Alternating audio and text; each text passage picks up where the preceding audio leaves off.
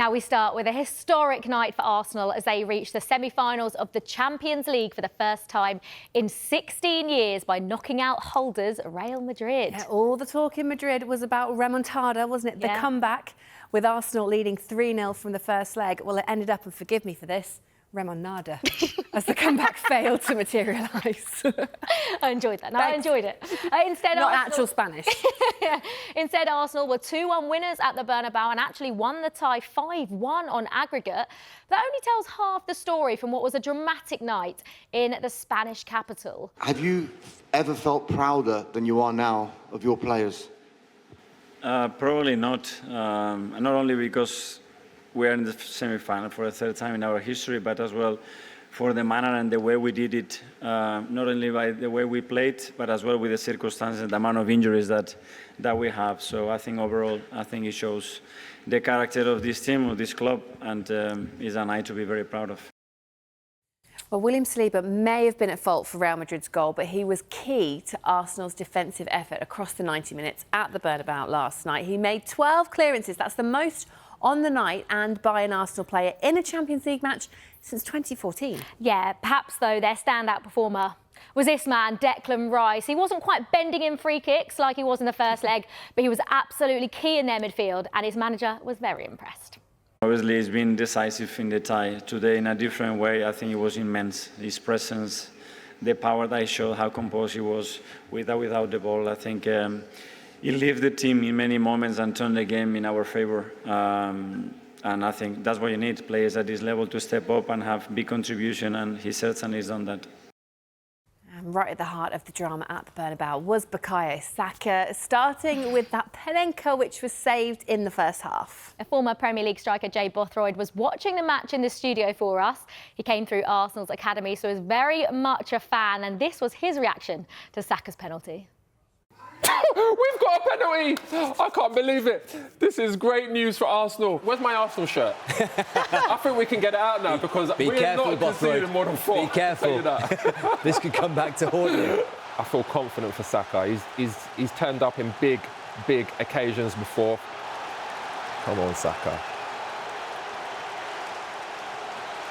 Oh! Talk us through that, Jay. Talk us through what's happened.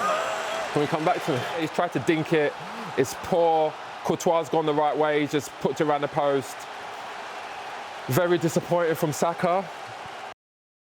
You literally see Jay deflate there, don't you? Not a great moment for Saka. And Jay Bothroyd did look pretty much on the verge of tears, actually. Yeah, he did. But we know things got a lot better for Bukayo Saka in the second half. This was Bothroyd's reaction to him giving Arsenal the lead. There he is! Is he onside?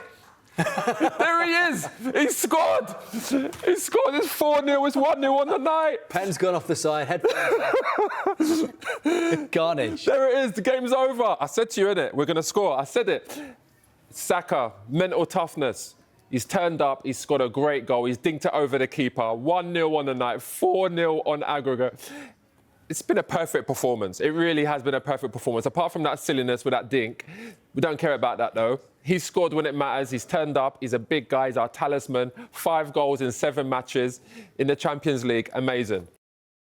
That silliness didn't matter, did it? I wonder what Mikel Arteta, though, might have been thinking about Saka's penalty. Yeah, he didn't give anything away afterwards, aside from praising his forwards' response. Bukayo again, he stepped up. He didn't score, obviously. That could be a turning point emotionally in the game because he gives them a lot of belief. But then the way he handled the situation, the way he played afterwards, and the personality that he showed at his age, the first time that he plays in this stadium, incredible.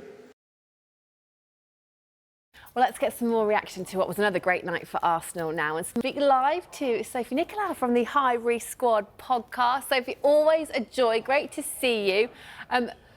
What a night. How proud are you feeling right now of your team? Hannah and Olivia, I'm exhausted rewatching all of that again, but I'm more than happy to watch highlights from these 2 legs over and over again. Very proud of the team. It's a joy to be an Arsenal fan this morning, and I think that we had a performance like that coming. It felt like a seminal moment and a coming of age for Mikel Arteta and this squad. I mean, Sophie, Declan Rice turned into Lionel Messi in the first leg, and he was absolutely outstanding again in the second, but for different reasons. Where do you think he ranks amongst the Arsenal midfielders? Because you've had so many brilliant ones over the years. Yeah, I mean, you saw both sides of Declan in the two legs. In the first leg, it was magical. Two free kicks that any player, including Messi, would be totally proud of. And then last night, you saw Declan Rice, the warrior. He was all over the pitch. He did exactly what Mikel Arteta wanted him to do, protected the ball, moved the ball, had Jude Bellingham in his back pocket. It was great to see, you know, two of England's best go at it. And I would like to put the question of whether or not Declan Rice is world-class to bed. Can we finally do that? Because I think he's proven over these two legs that he's well worth the 100 million that we paid for him. But also, he has this culture and personality that makes him feel like he's been an Arsenal player and come through the Hale End, and that he's been with the Gunners his entire career. It was just a beautiful moment to see a player like that own Real Madrid and have the spotlight. Yes, Sophie, no question really about where he sort of ranks in terms of world-classness at this point. And Bukayo Saka's penalty being saved made the night perhaps a little bit more nervy than it needed to be. I'm sure you were tearing your hair out and that hat got ripped off. But what did you make of that? And then as well, hit the goal he did score. I think Arsenal WhatsApp groups were absolute fire. But, you know, we were all suffering from PTSD. No one could kind of watch. But Bukayo has put this team on his shoulders for so many years now. And if there was a player who had earned the right to try that, it is Bukayo. Maybe not in a semi-final at the Bernabeu against Real Madrid. However, he's the type of player that just doesn't hide. And in a time when Arsenal really didn't have too much to cheer about, you know, Bukayo was the player that really gave fans something to love about the club again.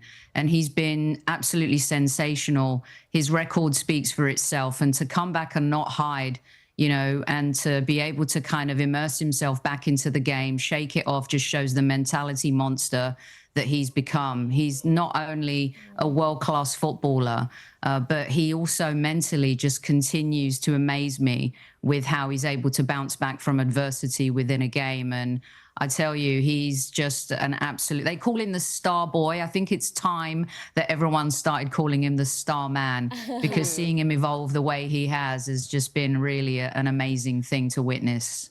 Yeah, I completely agree with you. And I think Saka himself will probably have learnt from that penalty as well, and the way he came back was absolutely brilliant. Now, Arsenal in general, they had the fewest shots of any side across those quarter-finals, both legs.